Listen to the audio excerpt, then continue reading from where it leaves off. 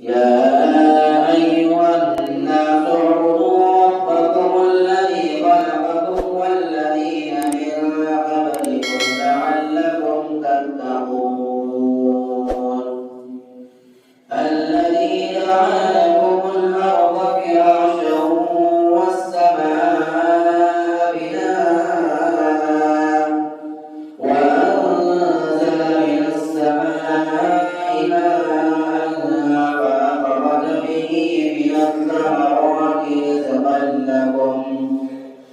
فلا تجعلوا لله أندادا وأنتم تعلمون وإن كنتم في ريب مما نزلنا على عبدنا فأتوا بسورة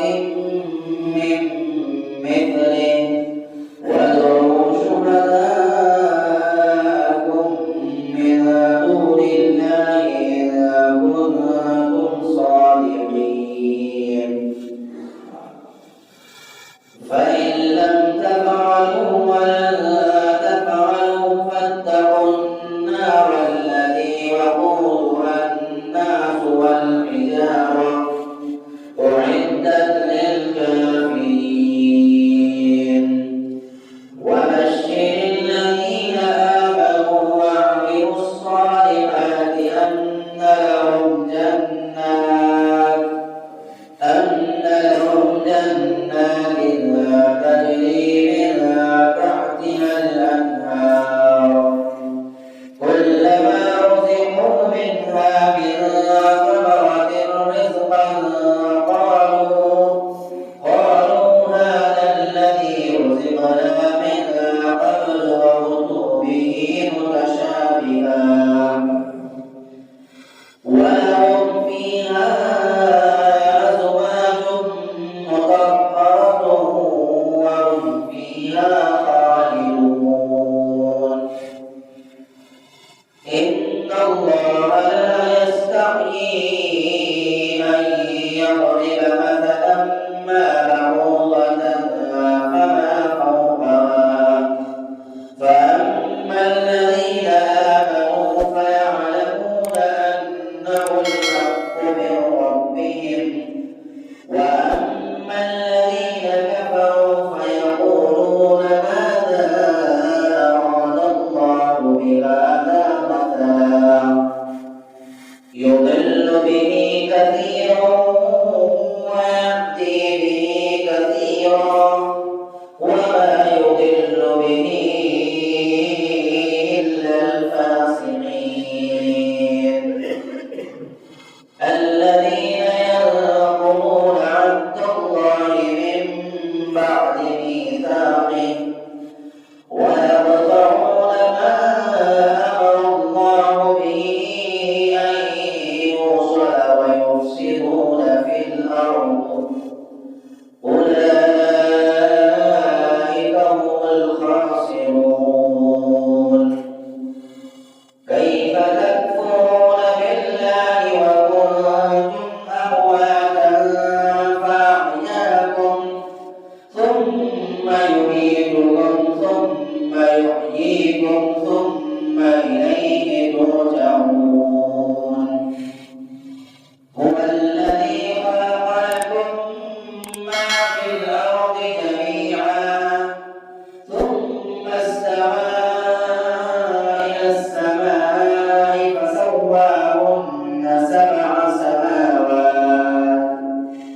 وهو بكل شيء عليم ए लोगो, इबादत इख्तियार करो अपने परवरदिगार की जिसने तुमको पैदा किया और उन लोगों को भी जो तुमसे पहले गुजर चुके हैं। अजब नहीं कि तुम दोज़ख से बच जाओ। शाही मुहावरे में अजब नहीं का लफ्ज़ वादे के मौके पर बोला जाता है। वो ज़ात पाक ऐसी है जिसने बनाया तुम्हारे लिए ज़मीन को फ़र्श और आसमान को छत और बरसाया आसमान से पानी, फिर पर्दा आदम से निकाला बज़रिए उस पानी के फलों से ग़िज़ा को तुम लोगों के वास्ते। اب تو مت ٹھہراؤ اللہ پاک کے مقابل، اور تم تو جانتے بوجھتے ہو، یعنی یہ جانتے ہو کہ یہ تمام تصرفات خدا تعالیٰ کے سوا کوئی کرنے والا نہیں، پھر خدا کے مقابلے میں دوسری چیزوں کو معبود بنانا کیسے درست ہو سکتا ہے؟ اگر تم لوگ کچھ خلجان میں ہو اس کتاب کی نسبت جو ہم نے نازل فرمائی ہے اپنے بندے خاص پر، تو اچھا پھر تم بنا لاؤ ایک محدود ٹکڑا جو اس کا ہم پلہ ہو، کیونکہ تم بھی عربی زبان جانتے ہو اور اس کی نظم و نثر کے مشاق ہو۔ پیغمبر صلی اللہ علیہ وسلم نے اس کی کوئی مشق بھی نہیں کی، اور جب اس کے باوجود تم قرآن کے ایک ٹکڑے کی بھی مثل نہ بنا سکو تو بشرط انصاف بے تأمل ثابت ہو جائے گا کہ یہ معجزہ من جانب اللہ ہے اور آپ اللہ کے پیغمبر ہیں۔ اور بلا لو اپنے حمایتوں کو جو خدا سے الگ الگ تجویز کر رکھے ہیں اگر تم سچے ہو۔ پھر اگر تم یہ کام نہ کر سکو اور قیامت تک بھی نہ کر سکو گے تو پھر ذرا بچتے رہیو دوزخ سے، جس کا ایندھن آدمی اور پتھر ہیں، تیار رکھی ہوئی ہے کافروں کے واسطے۔ اور خوشخبری سنا دیجیے آپ ان لوگوں کو جو ایمان لائے اور کام کیے اچھے اس بات کی کہ بے شک ان کے واسطے بہشتیں ہیں کہ چلتی ہوں گی ان کے نیچے سے نہریں، جب کبھی دیتے جاویں گے وہ لوگ ان بہشتوں میں سے کسی پھل کی غذا تو ہر بار میں یہی کہیں گے کہ یہ تو وہی ہے جو ہم کو ملا تھا اس سے پہلے، اور ملے گا بھی ان کو دونوں بار کا پھل ملتا جلتا، اور ان کے واسطے ان بہشتوں میں بیویاں ہوں گی صاف پاک کی ہوئی، اور وہ لوگ ان بہشتوں میں ہمیشہ کو بسنے والے ہوں گے۔ ہر بار میں ملنا جلنا پھل ملنا لطف کے واسطے ہوگا کہ دونوں مرتبہ پھلوں کی صورت ایک سی ہوگی، جس سے وہ سمجھیں گے کہ یہ پھل ہی قسم کا پھل ہے، یہ پہلی ہی قسم کا پھل ہے، مگر کھانے میں مزہ دوسرا ہوگا جس سے حظ و سرور بڑھے گا۔